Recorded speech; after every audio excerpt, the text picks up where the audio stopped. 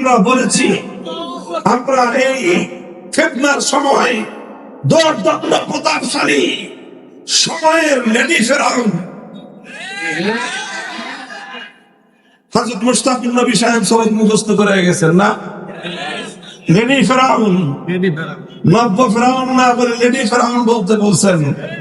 আমি তো বলি শুধু লেডি ফেরাউন না, একটা নমরুদ, একটা ফেরাউন, আরেকটা কারুন, আরেকটা আব্দুল্লাহ ইবনে উবাই রাইসুল মুনাফিকিন, চারটাকে এক গ্লাসে গোলামে একটা শেখ হাসিনা হবে। চারজন আবার শুনেন, নামগুলো মনে রাখেন। যদি প্রমাণ ও ব্যাখ্যা জানতে চান ভিন্ন আলোচনায় ব্যাখ্যা করব। একটা নমরুদ, একটা ফেরাউন, আরেকটা কারুন, আরেকটা রাইসুল মুনাফিক সর্দার আব্দুল্লাহ ইবনে উবাই ইবনে সালুল। এই চারজনকে এক গ্লাসে গোলাইলে তাহলে একটা কি হয়? একটা লেডি ফেরাউন তৈরি হয়। এই লেডি ফেরাউন, তার সাথে আমাদের একটাই প্রসঙ্গ দাঁড়িয়েছিল, বড় কোনো প্রসঙ্গ না। সে ধোকার আশ্রয় নিয়ে, ভাওতাবাদীর আশ্রয় নিয়ে কিছু দরবারি মোল্লা মৌলবীদের দিন বিকিয়ে দেওয়ার স্বার্থের অন্ধকারে গোড়া তোলাই পথে চলা তাদের কিছু বক্তব্যকে পুঁজি করে আল্লাহ এই জমিন থেকে, একত্ববাদের এই জমিন থেকে, যেই জমিনে শাহজালাল মুজাফফর ইয়ামানি আল্লাহু আকবার আওয়াজ তুলবার পর শিরক এবং পুত্তলতাবাদীর ধ্বজাধারী গৌরগোবিন্দ পালিয়ে যেতে বাধ্য হয়েছিল, সেই জমিনে শত শত বছর পর আবার এই লেডি ফেরাউন আল্লাহর জমিনে তাওহীদের জায়গায় শিরকের ঝান্ডা সমুন্নত করতে চেয়েছিল। তাওহীদের ভূমিতে শিরকের আখড়া করতে চেয়েছিল। একত্ববাদের এই জমিনে সে শিরকের আখড়া, শিরকের মূল পুঁজি, শিরকের মূল উৎস মূর্তির ব্যাপারে মূর্তির দেশে পরিণত করতে চেয়েছিল। আমার বাংলাদেশ, যে বাংলাদেশের রাজধানী হলো ঢাকা, যেই ঢাকার একটাই বৈশিষ্ট্য, পৃথিবীতে একমাত্র নগর যেই নগরের উপাধি হলো মসজিদের নগর। পৃথিবীতে একমাত্র দেশ বাংলাদেশ, যে দেশের রাজধানীর উপাধি হলো মসজিদের নগর। অনেক শহরে অনেক মসজিদ আছে, অনেক বড় বড় মসজিদ আছে। এমনকি পবিত্র বাইতুল্লাহ নগর মক্কাকে বাইতুল্লাহর শহর বলা হয়, পবিত্র মদিনা শরীফকে নবীজির শহর বলা হয়, মসজিদের শহর বলা হয়। পৃথিবীতে একটা মাত্র শহরকে, সেই শহরের নাম ঢাকা শহর। খুঁজে দেখেন, শত বছরের ইতিহাসের পাতায় পাতায় সাহিত্যিকরা লিখে গেছেন, কবিরা কবিতা গেয়ে গেছেন। এভাবেই বাংলাদেশের রাজধানী ঢাকা শত শত বছরের ঐতিহ্য দাঁড়িয়েছে। এই ঢাকা হলো মসজিদের শহর, এই ঢাকা হলো মসজিদের নগর। এই শহরটার বৈশিষ্ট্য, এই শহরটার শত বছরের ঐতিহ্যকে ধ্বংস করে এটাকে মসজিদের শহর থেকে পরিবর্তন করে মূর্তির শহর বানানোর পায়তারা করেছিল। মুহতারাম হাজিরিন, লড়াইটা ছিল অনেক কঠিন এক লড়াই। লড়াই ছিল সংস্কৃতির লড়াই, লড়াই ছিল কালচারাল লড়াই, আর লড়াই ছিল তাওহীদ এবং শিরকের লড়াই। এই লড়াইয়ে শেখ হাসিনা অবতীর্ণ হয়েছিল এমন একটা সময় যখন সে তার দৌর্দণ্ডপ্ত প্রতাপের চূড়ায়, সর্বোচ্চ চূড়ায় সে অবস্থান করছিল, যখন দেশের উপর তার আধিপত্য, তার নিয়ন্ত্রণ, গোটা দেশের উপর তার ক্ষমতা নিরঙ্কুশ ভাবে প্রতিষ্ঠিত হয়েছিল। সেই চূড়ান্ত লগনে তার শক্তিমত্তা, দেশের উপর তার নিয়ন্ত্রণের চূড়ান্ত সময়ে সে চেয়েছিল মসজিদের নগরকে মূর্তির নগরে পরিণত করতে। বাংলাদেশের সবচেয়ে বড় মেগা প্রকল্প, স্বাধীনতা উত্তর বাংলাদেশের 53 বছরে সবচেয়ে বড় রাষ্ট্রীয় যে প্রকল্প তৈরি হয়েছে, পদ্মা সেতু প্রকল্প। পদ্মা সেতুর দুই পারে মহাসড়ক, এক্সপ্রেসওয়ে সহ হাজার হাজার কোটি টাকা ব্যয়ে নির্মিত এই বিশাল প্রকল্প। তখন তো আমরা এমন ভাবে শুনতাম, তিনি শুধু বলতেন যে আমি পদ্মা সেতু বানিয়ে দিয়েছি, আমি এই সেতুর রাস্তা তৈরি করে দিয়েছি, আমি এই সেতুর মধ্য দিয়ে রেল রেল লাইন তৈরি করে দিয়েছি। মাঝে মাঝে আমার মনে হয় সে তার বাবার মিরাসি সম্পত্তি থেকে মনে হয় এগুলো বানায় দিচ্ছে। এটাই মনে হয়তো তার কথার ভাবসাবে তার বাপদাদার তালুক বিক্রি করে দেশের জনগণের জন্য মনে হয় সেতু নির্মাণ করে দিয়েছে। পরে খবর নিয়ে দেখলাম যে না, বাপদাদার সম্পত্তি বিক্রি করে সেতু বানায় নাই, বরং সেতু বিক্রি করে কিছু টাকা দিয়ে সেতু বানিয়েছে, বাকি টাকা নিজের আখের গোছানোর জন্য বিদেশে পাচার করেছে। যাই হোক, সেই দুর্নীতি নিয়ে আলোচনা করা আমার আজকে আলোচ্য বিষয় নয়। সবচেয়ে বড় মেগা প্রজেক্টের মাথার মধ্যে যেখান থেকে এই প্রকল্প সূচনা হয়েছে, ঢাকার ধুলাইপাড়, সেই মনে বিশাল করে এক বেদি বানানো, বিশাল বেদি। বাংলাদেশের কোন মন্দিরে এত বড় বেদি নাই, ভারতে আছে কিনা আমার জানা নাই, মনে হয় নাই। এত বড় এক বিশাল বেদি তৈরি করা হলো। সেই বেদির মধ্যে একটা মূর্তি নির্মাণ করার আয়োজন চললো, যে মূর্তি দেশের ভিতরে তৈরি করা যায় না, বিদেশ থেকে অর্ডার দিয়ে এক বিশাল দৈত্যের আকারের এক মূর্তি বানায় আনার প্রকল্প চললো। মূর্তিটা হলো তার বাবা, একজন মরহুম মানুষের দৈত্যের আকারে মূর্তি বানায় এনে সেই বেদিতে বসাবে। এই আয়োজন যখন চললো, ঢাকা শহরের প্রথমে আঞ্চলিক ওলামায়ে কেরাম এর প্রতিবাদ করলেন যে ঢাকা শহরে চারিদিকে মসজিদ, প্রতিদিন সন্ধ্যাবেলায় প্রতি 5 ওয়াক্তের সময় মসজিদগুলো থেকে আজানের ধ্বনি দিয়ে আকাশ মুখরিত হয়, মধ্যখানে বিশাল এক মূর্তির দেবীতে বসে থাকবে বেদিতে। এটা এই ঢাকার শহর এবং এই শহরের হাজার বছরের ঐতিহ্যকে ধ্বংস করে দিবে। বাংলাদেশের সর্ববৃহৎ মেগা প্রকল্প, এটাকে শিরকি সাংস্কৃতিক প্রতীক হিসেবে বিশ্ব দরবারে বাংলাদেশকে মূর্তির রাষ্ট্র হিসেবে চিহ্নিত করবে। কাজেই এটার প্রতিবাদ প্রথমে করা হলো স্বাভাবিকভাবে। ছোট মানুষরা, সাধারণ মানুষরা যখন প্রতিবাদ শুরু করলো, কিছুদিন পর তাদের উপর এমন চাপ প্রয়োগ করা হলো, সাধারণ মসজিদের ইমাম মুসল্লিরা শুরু করেছিলেন এই ধরনের প্রতিবাদ। চাপের ঠেলায় কেউ আর এলাকায় থাকতে পারে না, মসজিদের ইমাম সাহেবরা মসজিদে নামাজ পড়াতে পারে না, রাত দিন তাদেরকে দৌড়ায় বেড়াতে হয়, এখান থেকে ওখানে ফেরারি জীবন যাপন করতে হলো। তখন বিষয়টা স্থানীয় পর্যায় থেকে জাতীয় পর্যায়ে আসলো। আমরা বললাম, এই পবিত্র মুসলমানদের মাটিতে, এ দেশে 97% মুসলমানদের কৃষ্টি কালচার, তাদের ঐতিহ্যের উপর আঘাতকারী কোন মূর্তি সংস্কৃতি বাস্তবায়ন হতে দেওয়া হবে না। আমরা ঘোষণা দিলাম। আমাদের এই ঘোষণায় তিনি বেজায় ক্ষিপ্ত হলেন, রাগান্বিত হলেন, ক্ষুব্ধ হলেন। কিছু দরবারি মোল্লা তৈরি করলেন, যারা মূর্তি আর ভাস্কর্যের মধ্যে পার্থক্য তৈরি করার চেষ্টা করলো, যারা তিমসাল এবং সূরতের মধ্যে পার্থক্য তৈরি করার মাধ্যমে আল্লাহর কোরআনের বিকৃত ব্যাখ্যা দিয়ে 1400 বছরের 4 মাযহাবের সমস্ত মুফাসসিরিন, সমস্ত ফুকাহায়ে কেরামের মতামতকে উপেক্ষা করে মন গড়া বিকৃত ব্যাখ্যার মাধ্যমে শেখ হাসিনার স্বৈরাচারী মূর্তি পূজার সংস্কৃতিকে বৈধতা দেওয়ার চেষ্টা করবে। আমি ওলামায়ে কেরামকে বলবো, ওই সময়ে কারা কারা এই কাজগুলো করেছিল, সেই সকল চিহ্নিত কোরআন বিকৃতিকারীদেরকে জাতির সামনে নতুন করে পরিচয় করিয়ে দেওয়া দরকার। ভয়ঙ্কর বিষয়, একজন স্বৈরাচারীকে খুশি করতে গিয়ে, একজন মূর্তি স্থাপনকারীর মঞ্জুরাতে গিয়ে আল্লাহর কোরআনকে তারা বিকৃত করেছিল। একজন স্বৈরাচারীর মনোতুষ্টির জন্য ইসলামের 1400 বছরের অবিকৃত বিধানের মধ্যে তারা বিকৃতি সাধন করেছিল। এই অপরাধীদের কোনো ক্ষমা নাই, এদের ক্ষমা হতে পারে না। এদেরকে ক্ষমা করলে কিয়ামত পর্যন্ত আল্লাহর দ্বীন হেফাজত করা যাবে না।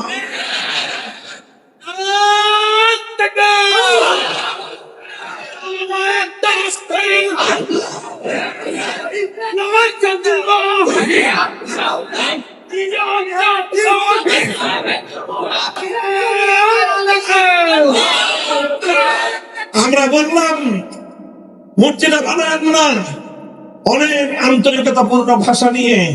আর দ্বীন ওয়ান নাসিহা, দ্বীন অর্থ হলো কল্যাণকামিতা। লিল্লাহি ওয়া রাসূলিহি ওয়া লিআইম্মাতিল মুসলিমিন। মুসলমানদের শাসকদের কল্যাণকামিতা, এটাই হলো দ্বীন। আমরা কল্যাণকামিতার ভাষায় বললাম, একজন মানুষ মারা গেছেন, তার জীবন এবং কর্ম নিয়ে বিতর্ক থাকতে পারে। কারো কাছে তিনি মহান ব্যক্তি হতে পারেন, কারো কাছে তিনি অনেক বড় অন্যায়কারী হতে পারেন। যিনি চলে গেছেন তাকে নিয়ে নতুন করে বিতর্কে আমরা জড়াতে চাই না। সেরকম একজন নিহত ব্যক্তিকে এইভাবে রাস্তার পরে কোনো মূর্তি বানায়, প্রত্যেকটা জেলা শহরে শহরে তার মূর্তি বানায়, প্রত্যেকটা উপজেলা কমপ্লেক্সে তার মূর্তি বানিয়ে, প্রত্যেকটা রাষ্ট্রীয় স্থাপনার মধ্যে তার মূর্তি তৈরি করে, প্রতিটি সরকারি অফিস আদালতে তার মূর্তি তৈরি করে, গোটা দেশটাকে একজন ব্যক্তির নামে মূর্তি পূজার দেশে পরিণত করবেন, এটা এদেশের 90% মুসলমান ভালো চোখে দেখে না। এই কথা আমি কেন বললাম? আমার বিরুদ্ধে প্রথমে কিছু দরবারি লোক লাগালো, যারা নানাভাবে আমার বিরুদ্ধে বিষোদ্গার করলো। আমরা যারা বললাম, আমাদেরকে তারা নানাভাবে বিতর্কিত করার চেষ্টা করলো। আমরা আমাদের কথার উপর অটল এবং অবিচল থাকলাম। আল্লাহ পাকের শুকরিয়া আদায় করি, জীবনের ভয় ছিল, মৃত্যুর পরোয়া ছিল, জালিমের রক্তচক্ষু আমাদের সামনে ছিল, জালিম আমাদেরকে পরাক্ষতি করতে পারে সে ভয় ভীতি আমাদের সামনে ছিল। আল্লাহ আপনাদের হামদ ওয়া লাকাশ শুকর, আল্লাহ তৌফিকের জন্য আল্লাহ দরবারে সাদদাতুর শুকর আদায় করি। সেদিন আমরা হকের ঝান্ডা সমুন্নত রেখেছিলাম, সেদিন আমরা তাওহীদের ঝান্ডা নিয়ে আমরা মাথা উঁচু করে দাঁড়িয়েছিলাম, সেদিন আমরা জালিমের রক্তচক্ষুর সামনে মাথা নত করি নাই। আমরা এক মুহূর্তের জন্য মূর্তি সংস্কৃতি বাংলাদেশে প্রতিষ্ঠার এই ষড়যন্ত্রকে আমরা সমর্থন দেই নাই।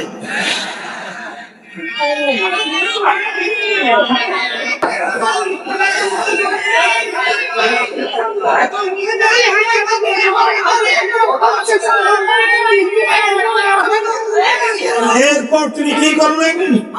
এরপর গোটা রাষ্ট্রযন্ত্রকে নিয়ে, তার গোটা স্বৈরাচারী বাহিনীকে নিয়ে, তার হেলমেট লীগ, হাতুড়ি লীগকে নিয়ে, তার যুবলীগ, ছাত্রলীগকে নিয়ে, তার গোটা সমস্ত সাঙ্গপাঙ্গদেরকে নিয়ে আমার বিরুদ্ধে লেলিয়ে দিলেন। তিনি জাতীয় সংসদে দাঁড়িয়ে আমার বিরুদ্ধে বিষোদ্গার করলেন। তার সকল সংস্থা, সকল গোয়েন্দা সংস্থাগুলোকে আমার বিরুদ্ধে দাঁড়িয়ে দিলেন। আমি একজন ছোট্ট মানুষ, আমার পুঁজি ছিল একটাই, হকের কথা বলেছি। করতাম যেতে পারে, কল্লা কাটতে পারে, কল্লার উপর থেকে পাতলে খুলতে পারবো না।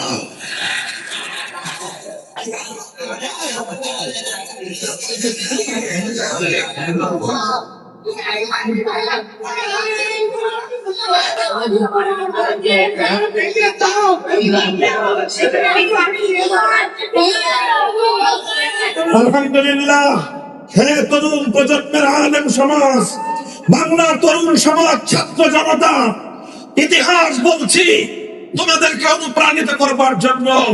1000 বছরের আগের ইতিহাস বলতে তোমরা মনে করবে সেগুলো ওই যুগে সম্ভব ছিল, এই যুগে সম্ভব নয়। আজ আমরা আমাদের এই যুগের ইতিহাস পর্যালোচনা করছি যেন আগামী দিনে আমার তরুণ প্রজন্ম, নবীন প্রজন্ম, ছাত্র জনতা, নবীন আলেম ওলামা, তারা যেন এভাবেই আগামী দিনে হকের ঝান্ডা নিয়ে সামনে চলবার অনুপ্রেরণা হাসিল করতে পারে। আমরা যখন এভাবে মাথা নত করলাম না, অনেকে মাথা নত করলেন, তারা নিরাপত্তার রাস্তায় চললেন। আমরা নিজেদের জীবনের নিরাপত্তার চেয়েও আল্লাহ দিনের গৌরবকে প্রাধান্য দিলাম। আমরা নিজেদের জীবনের নিরাপত্তার চেয়ে আল্লাহ দিনের সম্মানকে প্রাধান্য দিলাম। আমরা মনে করলাম আমরা যদি এক ব্যক্তি যদি আমাদের জীবন বিপন্ন হয়, আমার জীবনের বিনিময়ে যদি আল্লাহ দিনের গৌরব সংরক্ষিত হয়, তাহলে শুধু আমি একা নয়, আমার মতো হাজার লক্ষ যুবকের রক্তের বিনিময়ে আল্লাহ দিন যদি গৌরবান্বিত হয়, তাহলে আমার জীবন সার্থক হয়ে যাবে।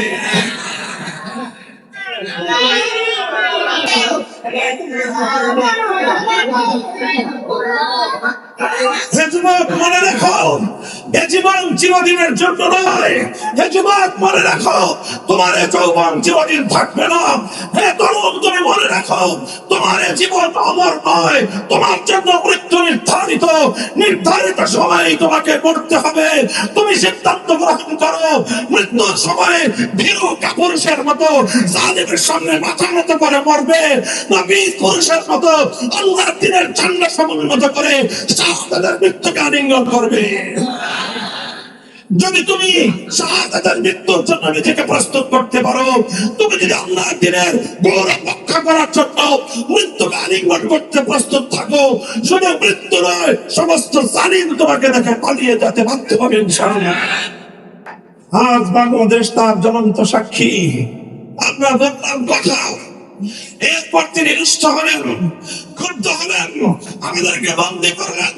দিনের পর দিন, মাসের পর মাস, বছর পেরিয়ে বছর গড়ায়, আমাদের মুক্তির কোনো ব্যবস্থা হয় না, মুক্তির কোনো ব্যবস্থা হয় না। মনে করলেন এভাবেই বছরের পর বছর অন্ধকার জিন্দান খানায় বন্দি করে রাখলেই বুঝি হকের ঝান্ডা চিরদিনের জন্য অবনমিত হয়ে যাবে। মনে করলেন এভাবে বছরের পর বছর জালিমের জিন্দান খানায় বন্দি করে রাখলেই বুঝি তাওহীদ পরাজিত হয়ে যাবে, শিরকি সংস্কৃতির বুঝি বিজয় ঘটবে। কিন্তু আমার আল্লাহ পাক রব্বুল আলামিন তো ফয়সালা করে রেখেছেন আরেকটা। আমার আল্লাহ সিদ্ধান্ত হলো, মুমিন যখন কদম উঠাবে সাহায্য করবেন আল্লাহ। ইন তানসুরুল্লাহ ইয়ানসুরকুম ওয়া ইউসাব্বিত আকদামাকুম, ইন তানসুরুল্লাহ ইয়ানসুরকুম ওয়া ইউসাব্বিত আকদামাকুম। তোমরা আল্লাহর দ্বীনের গৌরব, আল্লাহর দ্বীনের মর্যাদা রক্ষা করার জন্য তুমি তোমার জানকে বাজি লাগাও, তোমার জীবনকে রক্ষা করা, তোমার জীবনের গৌরব রক্ষা করা আল্লাহর জিম্মাদারি। আমরা 5ই আগস্ট বাংলাদেশে দেখলাম এক নতুন বাংলাদেশ। 5ই আগস্ট বাংলাদেশ দেখলাম জুলুমের বিরুদ্ধে পুঞ্জীভূত ক্ষোভের অবিশ্বাসী এক বহিঃপ্রকাশ। যারা 5ই আগস্ট বিপ্লবের, যারা 5ই আগস্টের গণ অভ্যুত্থানের মূল বৈশিষ্ট্য বুঝতে চান, তারা বুঝবেন এই কথা থেকে। 5ই আগস্টের বিপ্লবের একটা আইকন ছিল, বিপ্লবের একটা সিম্পটম ছিল, বিপ্লবের একটা প্রতীক ছিল। সেই প্রতীকটা টেকনাফ থেকে তেঁতুলিয়ায় অভিন্নভাবে কাউকে বলে দিতে হয় নাই। বাংলার তরুণ সমাজ ঐক্যবদ্ধভাবে সারা বাংলাদেশ থেকে মুসলমানদের জনপদে নির্মিত অবৈধ সকল মূর্তিগুলো ভেঙে গুড়িয়ে দিয়েছে। অবিস্ময়কর এক বিষয়, এভাবে মুসলমানদের জনপদে নির্মিত অবৈধ মূর্তিগুলো ভেঙেছে, কিন্তু কোন সংখ্যালঘু হিন্দুদের মন্দিরের একটা মূর্তির একটা পায়ের নখও ভাঙে নাই।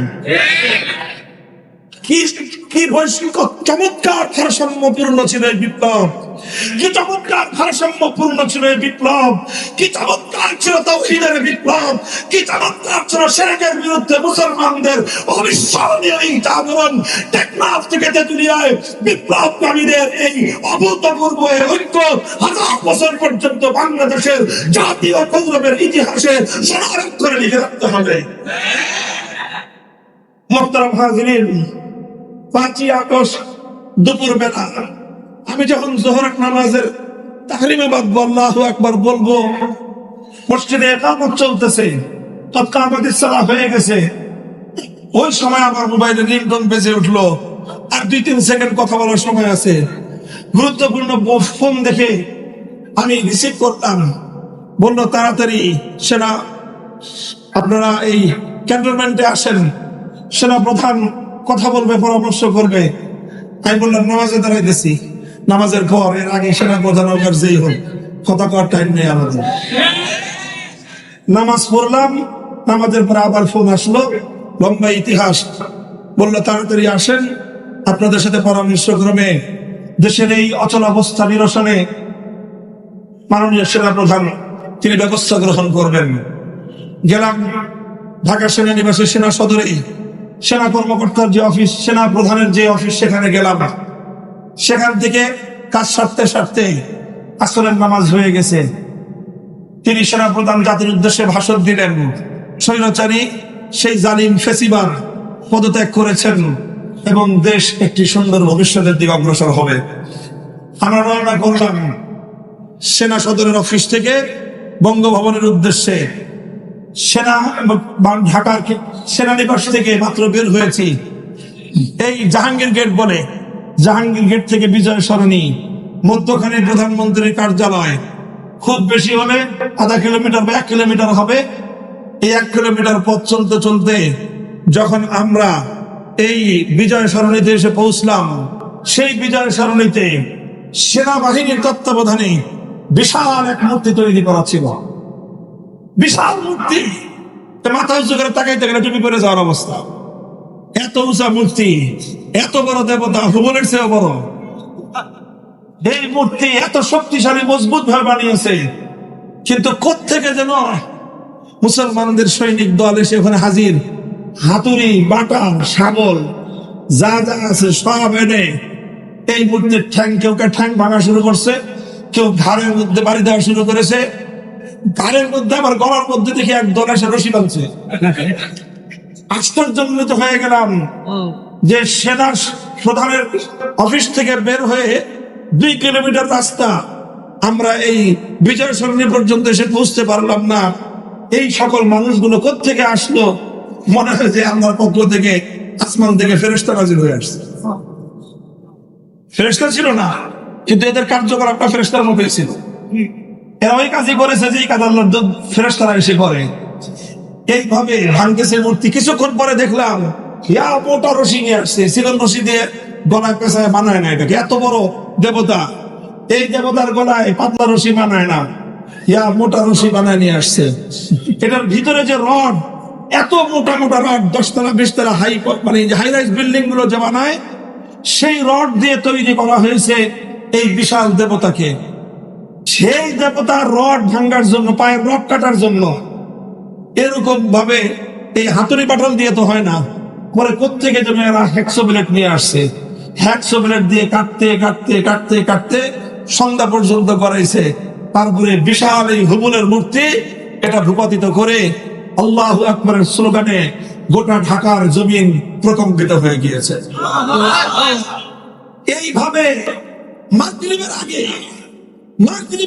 সারা বাংলাদেশের টেকনাফ থেকে তেতুলিয়া পর্যন্ত মুসলিম জনপদ জাতীয় সম্পদে নির্মিত অবৈধ এই মূর্তিগুলোকে অপসারণ করে এদেশের মানুষ 5ই আগস্টের বিপ্লবের বার্তা পৌঁছে দিয়েছে। এই বিপ্লব হলো তাওহীদের বিপ্লব। বিপ্লব ছিল আল্লাহু আকবারের বিপ্লব। এই বিপ্লব হয়েছিল রাজপথে, স্লোগানে উত্তাল রাজপথে আজানের ওয়াক্ত হলে আল্লাহু আকবার আজানের ধ্বনি দিয়ে স্কুল, কলেজ, ইউনিভার্সিটি, মাদ্রাসার ছাত্ররা সকল ভেদাভেদ ভুলে গিয়ে একজন ইমাম, শত শত হাজার হাজার ছাত্ররা পিচ ধরা পথকে জায়নামাজ বানিয়ে সেজদায় লুটিয়ে পড়ে ফরিয়াদের হাত উত্তোলন করে আল্লাহর দরবারে সাহায্য চাওয়ার পর আল্লাহর পক্ষ থেকে আগত সাহায্যের মাধ্যমে অর্জিত হওয়া বিপ্লব। সুতরাং এই বিপ্লবকে অন্যদিকে কেউ ডাইভার্ট করার চেষ্টা করবেন না। এই বিপ্লব ছিল শিরক এবং তাওহীদের মধ্যে পার্থক্য তৈরিকারী বিপ্লব। এই বিপ্লব ছিল হাত এবং পাথরের মধ্যকার পার্থক্য রচনাকারী বিপ্লব। এই বিপ্লব ছিল বান্দাবাড়ি থেকে 1000 বছরের জঞ্জাল পরিষ্কার করার বিপ্লব। এই বিপ্লব ছিল মীর বেসারী তিতুমীর রহমাতুল্লাহি আলাইহির উরসের বিপ্লব। এই বিপ্লব ছিল হাজী শরীয়তুল্লাহর বিপ্লব। এই বিপ্লব ছিল কাসেম নাইমুদ্দিনের বিপ্লব। এই বিপ্লব ছিল শেখুল হিন্দের বিপ্লব। এই বিপ্লব ছিল হুসাইন আহমদ মাদানির বিপ্লব। এই বিপ্লব ছিল শাব্বির আহমদ ওসমানের বিপ্লব। এই বিপ্লব ছিল জাফর আহমদ ওসমানের বিপ্লব। এই বিপ্লব ছিল শামসুল হক ফরিদপুরের বিপ্লব। এই বিপ্লব ছিল খতিবে আজমের বিপ্লব। এই বিপ্লব ছিল মুফতি ফয়জুল্লাহর বিপ্লব। এই বিপ্লব মুফতি ফয়জুল্লাহ রহমাতুল্লাহি আলাইহির বিপ্লব। এই বিপ্লব ছিল শাইখুল হাদিস আল্লামা আজিজুল হকের বিপ্লব। এই বিপ্লব ছিল মুফতি আমিনী রহমাতুল্লাহি আলাইহির বিপ্লব। এই বিপ্লব ছিল আল্লামা শাহ আহমদ শফির বিপ্লব। এই বিপ্লব ছিল কায়েদে মিল্লাত আল্লামা জুনায়েদ বাবুনগরের বিপ্লব। এই বিপ্লব ছিল ইসলামের বিপ্লব। এই বিপ্লব ছিল আগামী দিনে এই জমিনের পূর্ণাঙ্গ ইসলামী বিপ্লব তৈরি করার বিপ্লব।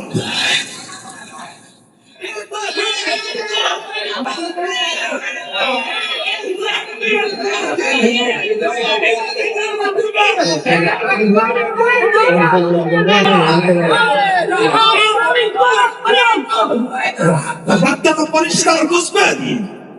এদেশের তরুণ প্রজন্মের নারী নক্ষত্র বুঝবার চেষ্টা করবেন। এদেশের আগামী প্রজন্মের মানসিকতা সেন্টিমেন্টকে বুঝবার চেষ্টা করবেন। তারা আল্লাহর দ্বীনের সঙ্গে কোন ধরনের ভাওতাবাজি বরদাস্ত করবে না। আমরা স্পষ্ট ভাষায় বলতে চাই, যে মূর্তি সংস্কৃতি বাংলার মাটি থেকে উৎখাত হয়েছে, এই সংস্কৃতি আর কেউ আমদানি করবার পায়তারা তা করে। এটা ছিল ভাস্কর্যের নামে মূর্তি তৈরি করার বিরুদ্ধে এক গণবিপ্লব।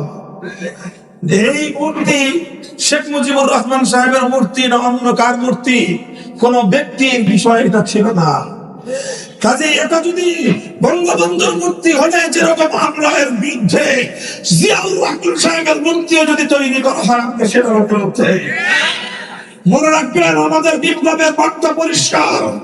আবারও বলছি, অন্য ধর্মাবলম্বীদের ধর্মীয় স্বাধীনতা, ধর্মীয় অধিকারের বিরুদ্ধে আমাদের কোনো কথা নাই, বরং সব ধর্ম বর্ণ নির্বিশেষে মানুষের ইসলাম প্রদত্ত ধর্মীয় স্বাধীনতা এবং অধিকার রক্ষা করতে আমরা বদ্ধপরিকর। কিন্তু 90% মুসলমানদের সন্তানদেরকে পত্তলিকতাবাদে দীক্ষিত করবার বিরুদ্ধে আমাদের সংগ্রাম চলছে এবং চলবে। মুসলমানদের জাতীয় শিক্ষা ব্যবস্থায় হিন্দুত্ববাদকে অন্তর্ভুক্ত করার ষড়যন্ত্র আমরা যেমন মানি নাই, আগামী দিনে নাস্তিকবাদ প্রবিষ্ট করবার কোন ষড়যন্ত্র আমরা বরদাস্ত করবো না। হিন্দুত্ববাদ যেমন মানি না, নাস্তিকবাদ যেমন আমরা সহ্য করি না, জাতিসংঘের পক্ষ থেকে আমার বাংলাদেশের স্বাধীন মাটির উপর চাপিয়ে দেওয়া মানবাধিকার কমিশনের অফিস তৈরির মাধ্যমে এদেশটাকে বেহায়াপনার দেশ, সমকামীদের নিরাপদ আখড়ায় পরিণত করবার যদি কেউ চেষ্টা করে, আল্লাহর কসম খেয়ে বলি, ৭৭ কারবালা হবে, ৭৭ কারবালা হবে।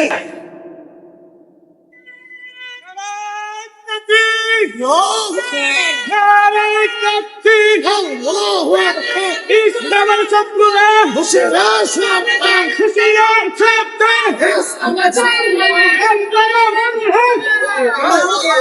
প্রস্তুত থাকবেন তো ইনশাআল্লাহ। এদেশের তরুণ যুবকরা ইনশাআল্লাহ তারা যেভাবে থেকে উঠতে শুরু করেছে, ইনশাআল্লাহ ইসলামের চূড়ান্ত বিপ্লব ছাড়া যাত্রা শান্ত হবে না। চূড়ান্ত বিপ্লব হবে ইসলামের বিপ্লব। সেই বিপ্লবের ঘোষণা হবে লা ইলাহা ইল্লাল্লাহ। সেই বিপ্লবের রূপকার হবে মুহাম্মদুর রাসূলুল্লাহ। সেই বিপ্লবের ঠিকানা হবে দিল্লি, ওয়াশিংটন, মস্কো, পিকিং নয়, সেদিন ঠিকানা হবে সোনার মদিনা। এই হাটহাজারির দামাল ছেলেরা, সেই চূড়ান্ত লড়াই কিন্তু এখনো বাকি আছে। প্রস্তুতি গ্রহণ করো, তৈরি হও, পাড়ায় পাড়ায় মহল্লায় মহল্লায় তাওহীদের দুর্গ করে তোলো। হিংসার বিরুদ্ধে, বৈষম্যের বিরুদ্ধে নিজেদেরকে প্রস্তুত করো। যারা দেশের বিরুদ্ধে, বাংলাদেশের মুসলিম জাতিসত্তাকে ধ্বংস করবার পায়তারা করবে, তাদের বিরুদ্ধে নিজের হাতকে মুষ্টিবদ্ধ করো, নিজেদের হাতিয়ারকে শানিত করো। যদি প্রয়োজন হয় আমরা প্রথমে চোখের অশ্রু দিব, তারপর যদি প্রয়োজন হয় আমরা শরীরের ঘাম ঝরাবো, এরপর যদি প্রয়োজন হয় রক্ত দিতে হবে আমরা রক্ত দেবো ইনশাআল্লাহ। জীবন দিতে হলে জীবন দেব। আমাদের জীবন তো তখনই সফলতা লাভ করবে, শহীদ খুনে হেসে উঠে যাবে জিন্দেগানি, শহীদ খুনে হেসে উঠে যাবে জিন্দেগানি। আমরা 1000 বছর বিড়ালের মতো বাঁচতে চাই না, 1000 বছর শ্রীগানের মতো বাঁচতে চাই না। আল্লাহর দ্বীনের জন্য বাঁচবো, আল্লাহর দ্বীনের জন্য করবো। ইন্না সালাতি ওয়া নুসুকি ওয়া মাহইয়ায়া ওয়া মামাতি লিল্লাহি রাব্বিল আলামিন। কথা বলেন ঠিক না ঠিক? আমাদের মাঝদিন দীর্ঘ আলোচনা করার অবকাশ নেই। কোরআনে পাকের সূরাতুল বাকারা 159 নম্বর আয়াতখানা আমি আপনাদের সম্মুখে তেলাওয়াত করেছি। কেন আমরা এত ভয় ভীতি সত্ত্বেও, এত বাধা বিঘ্ন সত্ত্বেও বারবার সত্যের কথাগুলো অনেক তিক্ত মনে হলেও কিছু মানুষের কাছে আমরা কেন এই কথাগুলো উচ্চারণ করি? কেন এই কথাগুলো আমাদেরকে কোন জিনিস বাধ্য করে? সংক্ষিপ্ত পরিসরে দু একটি কথা বলবো এই বিষয়ের উপর। আল্লাহ বলছেন ইন্নাল্লাযীনা ইয়াকতুমুনা মা আনজালনা মিনাল বায়্যিনাতি ওয়াল হুদা মিন বা'দি মা বায়্যানাহু লিন-নাসি ফিল কিতাব উলাইকা ইয়ালআনুহুমুল্লাহু ওয়া ইয়ালআনুহুমুল লাঈনুন। যারা আল্লাহর পক্ষ থেকে হেদায়েতের আয়াতগুলো নাযিল হওয়ার পর আল্লাহর পক্ষ থেকে মানব জাতির সামনে হেদায়েতের কথা, হক এবং হক্কানিয়তের কথাগুলো নাযিল করে দেওয়ার পরেও, আল্লাহর পক্ষ থেকে সেগুলো বর্ণনা করে দেওয়ার পরেও যে সকল মানুষেরা আল্লাহর সেই দ্বীনে হকের কথাগুলো গোপন করবে, মানুষের কাছে প্রকাশ করবে না, মানুষের কাছে তারা হকের দাওয়াতগুলো তুলে ধরবে না, আল্লাহ তাদের সম্পর্কে অত্যন্ত কঠোর হুঁশিয়ার বাণী উচ্চারণ করেছেন। বলেছেন উলাইকা ইয়ালআনুহুমুল্লাহ, তাদের উপর আল্লাহর অভিশাপ, ওয়া ইয়ালআনুহুমুল লাঈনুন, শুধু আল্লাহর অভিশাপ নয়, বরং সকল নবী, সকল ফেরেশতা এবং সমস্ত মুমিন বান্দাদের অভিশাপ তাদের উপরে। কাজেই আল্লাহর দ্বীনে হকের যেই কথাগুলো, সত্যের যেই কথাগুলো বলা প্রয়োজন হবে যখন, তখন সেই কথাগুলো বলতেই হবে। সেই কথাগুলো তিক্ত মনে হতে পারে কারো কাছে। আমাদের আরবিতে প্রবাদ সুপ্রসিদ্ধ রয়েছে, কুলিল হাক্কা ওয়ালাউ কানা মুররান, সত্য সবসময় মিষ্টি লাগে না। হকের কথা সবার কাছে ভালো লাগে না। হকের কথায় কারো অ্যালার্জির চুলকানির উপদ্রব তৈরি হতে পারে, হকের কথায় কারো কানের মধ্যে চুলকানি লাগতে পারে, হকের কথা গিলতে কারো কাছে তিক্ত মনে হতে পারে।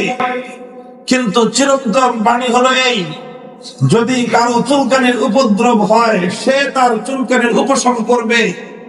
কারো কাছে হকের কথা গিলতে যদি তিক্ত মনে হয় সে তার রোগের চিকিৎসা করবে।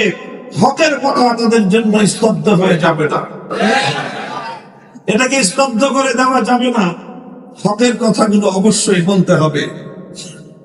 হক এবং হক্কানিয়তের কথা, দ্বীনে হকের কথা, এই কথার মধ্যে কিছু কথা রয়েছে এমন যেই কথাগুলো সময়ে সময়ে অনেক বড় বড় শক্তিশালী মানুষের বিপক্ষে যায়, অনেক বড় বড় কর্তৃপক্ষের বিপক্ষে যায়, এমনকি অনেক সময় অনেক শাসক গোষ্ঠীর বিপক্ষে যায়, রাষ্ট্রশক্তির বিপক্ষে যায়।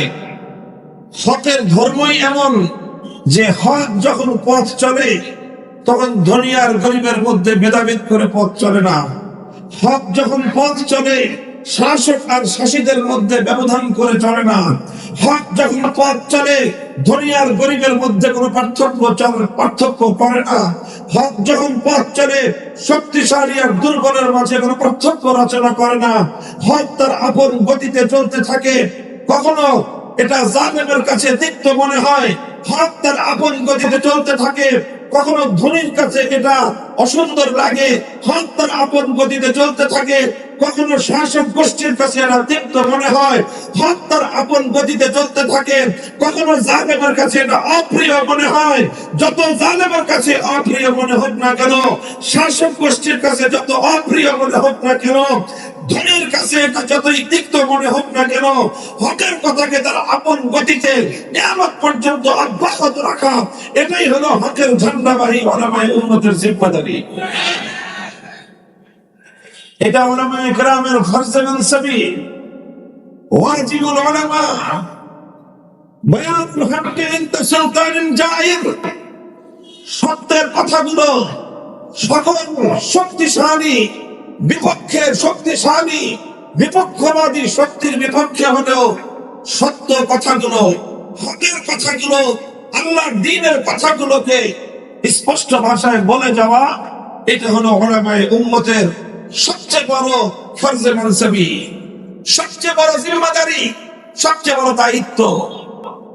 মিষ্টি সুন্নতের কথা সবাই বলতে পারে, সুন্দর সুন্দর যেখানে কোনো বিরোধের কথা নাই সেই কথাগুলো বলার মাধ্যমেই ওলামায়ে উম্মতের জিম্মাদারি সমাপ্ত হয় না, বরং ওলামায়ে কেরামকে যেরকম ঐক্যমতপূর্ণ কথাগুলো জাতির সামনে তুলে ধরা তাদের দায়িত্ব, ঠিক তদ্রূপ যেই কথাগুলোর মধ্যে বিরোধ রয়েছে সেই বিরোধপূর্ণ বিষয়গুলোতেও হক এবং হক্কানিয়তের কথা স্পষ্ট ভাষায় মানুষের সামনে তুলে ধরা, এটা হলো ওলামায়ে উম্মতের ঐতিহাসিক জিম্মাদারি। এই জিম্মাদারি আদায়ের ক্ষেত্রে আমি আপনাদের কাছে 4টি কথা বলবো পয়েন্ট আকারে। প্রথম কথা হলো, হকের কথা বলার ক্ষেত্রে কিছু আদাব রয়েছে। এই ক্ষেত্রে 2টি আদব অত্যন্ত গুরুত্বপূর্ণ লক্ষ্য রাখতে হবে। হকের কথা বলতে গেলে 2 ধরনের বিপদ আসতে পারে, বাধা আসতে পারে, সেই বাধা দুটির কথা মনে রাখতে হবে। 2টি আদব বলবো এবং 2টি বাধা বিপত্তির কথা বলবো, সংক্ষিপ্ত আলোচনা। হকের কথা বলতে গেলে প্রথমে যে আদব 2টি লক্ষ্য রাখতে হয় সেটা হলো ওলামায়ে কেরাম, বিশেষ করে নবীন ওলামায়ে কেরাম যারা আছেন লক্ষ্য করে শুনবেন। হকের কথা, দ্বীনের কথা বলতে গেলে সর্বপ্রথম লক্ষ্য রাখতে হবে যে দ্বীনের এই কথাটা বলার প্রয়োজন আছে কিনা। এই কথাটা এই মানুষের সামনে, এই অডিয়েন্সের সামনে, এই শ্রোতা মণ্ডলীর সামনে বলার কোনো প্রয়োজন এই মুহূর্তে আছে কিনা, এটা লক্ষ্য রাখতে হয়। যদি মনে হয় যে হ্যাঁ এই কথাটা এই শ্রোতা মণ্ডলীর জন্য প্রয়োজন, তারা এই কথাটার মুখাতাব হওয়ার উপযুক্ত, তখন লক্ষ্য রাখতে হবে যে এই কথাটা বলার দায়িত্ব আমি ছাড়া অন্য আরো কেউ আমার চেয়ে সুন্দরভাবে আঞ্জাম দিচ্ছেন কিনা। যদি অন্য কেউ আমার চেয়ে আরো সুন্দরভাবে এই কথাটা মানুষকে পৌঁছে দিচ্ছেন, তাহলে সেই ক্ষেত্রে অযথা কোন কথা বলার দায়িত্ব নিজে কাঁধে তুলে নেওয়াটা, এটা ওয়াজ এবং নসিহত করার যে উসুল রয়েছে ইসলামী শরীয়তে, সেই উসুলের খেলাফ।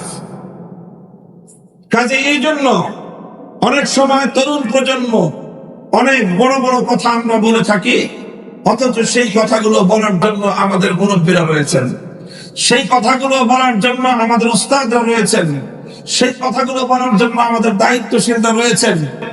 আমরা সেই দায়িত্বশীলদের দায়িত্ব নিজেদের কাঁধে তুলে নেই এবং এর দ্বারা অনেক বিপত্তি তৈরি হয়। কারণ যে যেই কথা বলার দায়িত্বশীল, যিনি যেই কথা বলার মাসউল, তাকে আল্লাহ পাক সেই কথা বলার হিকমত দান করেন। সেই কথা বলে সেই কথার ওজন বহন করার মতো তার মধ্যে সক্ষমতা থাকে, তিনি সেই কথার ওজন বহন করতে পারেন। সেই কথার উসুল এবং সেই কথার নীতিমালা অনুসরণ করে সেই কথার ভার বহন করে তিনি সেই কথাটা বলতে পারেন। আমরা অনেক সময় অতি উৎসাহী হয়ে, অতি জজবাতি হয়ে যেই কথা বলা আমাকে সাজে না, সেই কথা আমরা মানুষের সামনে বলে বসি। এর দ্বারা অনেক সময় অনেক বিপত্তি তৈরি হয়। তরুণ ওলামায়ে কেরাম যারা আছেন, নবীন আলেমদের জন্য এটা বিশেষভাবে লক্ষণীয়। শরীয়তের কথা, তার দাওয়াতের কথা, তাবলীগের কথা, হকের কথা বলার ক্ষেত্রে এটা গুরুত্বপূর্ণ একটা মূলনীতি, এটা আমাদেরকে লক্ষ্য রাখতে হবে। 2 নম্বর মূলনীতি হলো আদাব, হলো হকের কথা বলার ক্ষেত্রে, ন্যায়ের কথা, ইনসাফের কথা বলার ক্ষেত্রে, জুলুমের বিরুদ্ধে, শাসকের বিরুদ্ধে কথা বলার ক্ষেত্রে লক্ষ্য রাখতে হবে যে সেই কথা বলার পর, সেই কথা বলার পর যেই পরিবেশ এবং যেই পরিস্থিতি তৈরি হতে পারে, সেটা ধকল সামলান দেওয়ার মতো আপনার মধ্যে ইস্তেতাআত এবং কুদরত আছে কিনা। অনেক সময় আমরা অনেকে উৎসাহী হয়ে, জজবাতি হয়ে এমন অনেক কথা বলে বসি, এরপর যখন চাপ আসে তখন আমরা চাপের সামনে নতি স্বীকার করে বাতিলের সঙ্গে অন্ধকারে তখন আমরা আপোষের পথে চলে যাই। খুব খেয়াল রাখতে হবে আপনি কেন সেই কথা বলতে গেলেন যে কথার প্রেক্ষিতে চাপ আসার পরে আপনি হকের উপর অবিচল থাকতে পারবেন না। সেই কথাটা বলার আগে আপনাকে বিবেচনা করা উচিত ছিল, বোঝা উচিত ছিল যে এ কথা বললে বিপদ আসবে, এ কথা বললে চাপ আসবে, এ কথা বললে বাধা আসবে, এ কথা বললে জালিমের চক্ষুরাঙ্গানি আসবে, এ কথা বললে জালিম আমাকে শাসাবে, এ কথা বললে জালিমের হুঙ্কার শুনতে হবে, এ কথা বললে জালিমের আস্ফালন দেখতে হবে। তখন আমি জালিমের আস্ফালনের সামনে পথ ছেড়ে পালিয়ে যাব না, তখন আমি জালিমের আস্ফালনের সামনে মাথা নত করবো না। হকের কথা বলেছি, হকের ঝান্ডা নিয়ে হয় আমি গাজী হয়ে বিজয় নিয়ে ঘরে ফিরবো, না হয় শাহাদাতের রক্ত দিয়ে কিয়ামত পর্যন্তের জন্য হকের কথাকে আমি স্থাপিত করে যাব। কাজে এটা হলো দ্বিতীয় মূলনীতি। ইস্তেতাআত, কুদরত। ইস্তেতাআতের অর্থ এটা নয়, সামর্থ্যের অর্থ এটা নয় যে আমার উপর কেউ জুলুম আসবে না, তা নয়। সামর্থ্যের অর্থ হলো এই, হক কথা বলতে গেলে জুলুম আসবে, কিন্তু আপনি তখন জুলুমের ভয়ে হকের সম্মান রক্ষা না করে আপনি পালিয়ে যাবেন, তাহলে সেই হক কথা বলবার অধিকার আপনার নাই, সেই কথা বলাটার সমীচীন আপনার জন্য হবে না। এই জন্য হক কথা বলার এই দুটি আদব আমরা সবসময় লক্ষ্য রাখবো। প্রথম আদব কি বললাম? লক্ষ্য রাখতে হবে যে এই কথাটা বলা যাদেরকে সাজায়, এই কথাটা বলা যাদেরকে মানায়, তারা এই কথাটা বলছেন কিনা। যাদের যেই কথা যেই পর্যায়ের দায়িত্বশীল থেকে আসা উচিত, সেই পর্যায়ের দায়িত্বশীল থেকে যদি আসতে থাকে, তাহলে অপেক্ষাকৃত নবীনরা অপেক্ষা করবে। তারা তখন সেই কথা নিজের বলার দায়িত্ব কাঁধে তুলে নেবে না, বরং বড়দের জন্য সেই কথাটা বলার সুযোগ করে দিবে। প্রথম আদব এটা। দ্বিতীয় আদব হলো হক কথা বলার ইস্তেতাআত এবং তার সামর্থ্য থাকলে হক কথা বলবে। ইস্তেতাআত এবং সামর্থ্যের অর্থ হলো এই, হক কথা বলতে গেলে যদি কোনো বাধা বিপত্তি আসে, তাহলে সে বাধার ভয়ে, বিপত্তির ভয়ে, হুঙ্কারের ভয়ে, আস্ফালনের ভয়ে সে হক কথার ঝান্ডা ভুলুণ্ঠিত করে পালিয়ে না গিয়ে সে বাতিলের মোকাবেলা করবে, ময়দানে টিকে থাকবে। এই হিম্মত এবং এই সৎ সাহস যদি থাকে, তাহলে ধরে নিব আমরা যে একজন মানুষের মধ্যে হক কথা বলার সামর্থ্য রয়েছে। এই সামর্থ্য যখন আপনার থাকবে, এবার আপনাকে হক কথা বলতে হবে। আপনাকে আল্লাহর নবী ওই হাদিসের আপনাকে সুসংবাদ অর্জন করার জন্য উৎসাহী হয়ে সামনে অগ্রসর হতে হবে। আফজালুল জিহাদ কালিমাতু হাক্কিন ইনদা সুলতানিন জাইর। অত্যাচারী জালিম বাদশার সামনে হক কথা বলা সর্বশ্রেষ্ঠ জিহাদ। এই জিহাদের ফজিলত হাসিল করার জন্য আপনাকে তখন মাথায় পাগড়ি বাঁধতে হবে, আপনাকে তখন মুখে হিম্মত এবং সাহস জমা করতে হবে। মুষ্টিবদ্ধ হাত নিয়ে জালিমের রক্তচক্ষুকে উপেক্ষা করে, জালিমের নাকের ডগায় হাত উত্তোলন করে, শাহাদাতের আঙ্গুলে উত্তোলন করে আপনাকে তখন সেই হকের কথাটা বলে দিতে হবে। এই হকের কথা যখন আপনারা বলতে যাবেন, দুই ধরনের বাধা আসবে। কয় ধরনের বাধা? দুই ধরনের বাধা আসবে। এক নম্বর বাধা হলো মাখাফাতুল লাউমাতিল লাইম। মাখাফাতুল লাউমাতিল লাইম, অনেক তিরস্কারকারীরা তিরস্কার করবে, অনেক বিদ্রুপকারীরা বিদ্রুপ করবে, অনেক ভাবে মানুষ আপনাকে হক কথা বলার কারণে আপনাকে এইভাবে বিদ্রুপ করবে, আপনাকে টিটকারি মারবে, আপনাকে তিরস্কার করবে। আল্লাহ রাসূল সাল্লাল্লাহু আলাইহি ওয়াসাল্লাম আবু যর গিফারি রাদিয়াল্লাহু তাআলা আনহুকে এই ক্ষেত্রেই বলেছিলেন, ওয়ালা তাখাফ ফিল্লাহি লাওমাতা লাইম। সত্যের কথাটা বলে যাবে, হকের কথাটা বলে যাবে, কোন তিরস্কারকারীর তিরস্কারে তুমি ভয় পাবে না, কোন বিদ্রুপকারীর বিদ্রুপকে তুমি পরোয়া করবে না, বরং আল্লাহর জন্য, আল্লাহর দ্বীনের জন্য যে হক কথাটা বলা প্রয়োজন, সেই হক কথাটা তুমি বলে যাবে। তিরস্কারের ভয় করা যাবে না, টিটকারির ভয় করা যাবে না, বিদ্রুপকারীর বিদ্রুপের তোয়াক্কা করা যাবে না। এটা হলো এই বাধাটা আসবে। এই বাধাটা যখন আপনি অতিক্রম করবেন, বিদ্রুপকারীর বিদ্রুপকে যখন আপনি অতিক্রম করবেন, তখন দ্বিতীয় বাধা আসবে। রাসূল আকরাম সাল্লাল্লাহু আলাইহি ওয়াসাল্লাম সেই বাধা অতিক্রম করার জন্য তার প্রিয় সাহাবী হযরত আবু সাঈদ খুদরি রাদিয়াল্লাহু আনহুকে নির্দেশ দিয়েছেন, লা ইয়ামনা আন্না আহাদান, লা ইয়ামনা আন্না আহাদাকুম রাহমাতুন নাস। لا يمنعن أحدكم رهبة الناس أن يقول الحق إذا رآه أو شهده। তোমাদের কাউকে, কোন সাহাবীকে, কোন ইমানদারকে, আল্লাহ নবীর সত্যিকার কোন অনুসারীকে যেন কোন হক কথা বলার ক্ষেত্রে কোন মানুষের ভয়, কোন মানুষের আতঙ্ক যেন বাধা হয়ে না দাঁড়ায়, বরং সব মানুষের ভয় ভীতিকে উপেক্ষা করে জালিমের সামনে, অত্যাচারের সামনে, অন্যায়কারীর সামনে, প্রভাবশালীর সামনে যে হক কথাটা বলা প্রয়োজন সেই হক কথাটা তুমি অকপটে বলে যাবে। হযরত আবু যর গিফারী রাদিয়াল্লাহু আনহু এজন্যই এক হাদিসের মধ্যে তিনি ইরশাদ করেছেন, لو وضعتم الصمصامة على هذه لو وضعتم الصمصامة على هذه ثم إني ظننت أني أنفذ كلمة سمعتها من رسول الله صلى الله عليه وسلم قبل أن تنجزوا علي لأنفذتها। হে অত্যাচারী জালিমের দোষরেরা শুনে রাখো, তোমরা যদি আমার কাঁধের উপর, গর্দনের উপর তরবারি রাখো, উন্মুক্ত তরবারি রেখে আমাকে যদি আল্লাহর দ্বীনের কোন হক কথা বলার ক্ষেত্রে তোমরা বাধা দাও, মনে রেখো আমি আল্লাহর নবীর কাছ থেকে যে হক কথা শুনেছি, তোমরা আমার গর্দনের উপর তরবারি রাখা সত্ত্বেও যদি তোমরা সেই তরবারি আমার গর্দনে চালিয়ে দিয়ে আমার গর্দন উড়িয়ে দেওয়ার আগে সামান্যতম সময়টুকু যদি আমি পাই হক কথাটিকে উচ্চারণ করতে, তাহলে আমি জীবন দেওয়ার পূর্ব মুহূর্তেও তোমাদের জালিমের তরবারি আমার গর্দনে চলা সত্ত্বেও, আমার গর্দনকে দ্বিখণ্ডিত করা সত্ত্বেও মুহূর্ত মাত্র যে সময়টুকু আমি পাবো সেই সময়টুকু দিয়ে আমি হকের কথা বলে যাব।